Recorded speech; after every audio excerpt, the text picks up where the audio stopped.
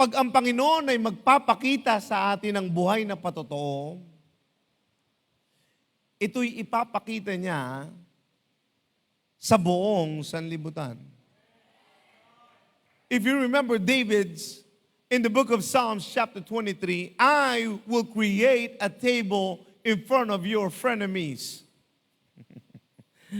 Ipapakita sa lahat ng basher mo, sa lahat ng hindi naniniwala na ang Diyos ay tunay na mabuti.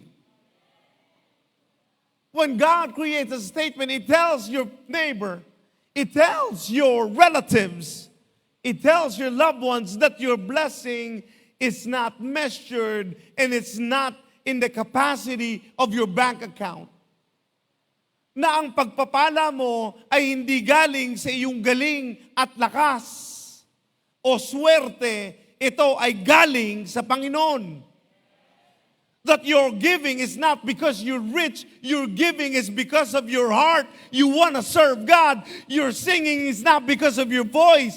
Your singing is because you want to glorify God.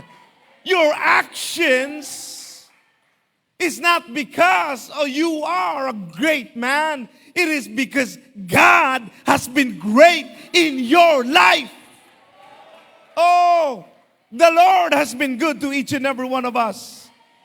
Ito yung patotoo natin sa iglesia. Marami bang mayaman? Marami bang magaling? Wala. Unti-unti, lahat na nagmamahal sa Panginoon, nag-aamba-ambagan. Ngayon, 1,000 churches na tayo. Pumunta ka sa iba't ibang bansa, buhay ang patotoo ng Panginoon.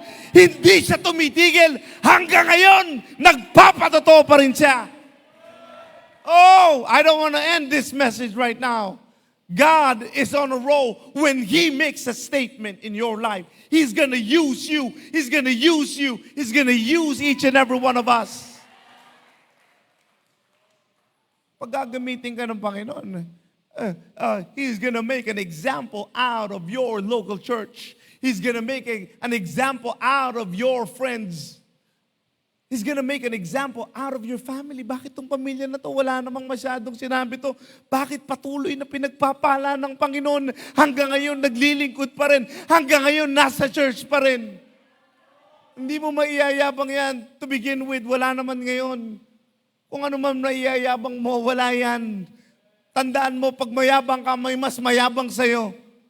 Kung may mahangin, may mas mahangin pa sa'yo.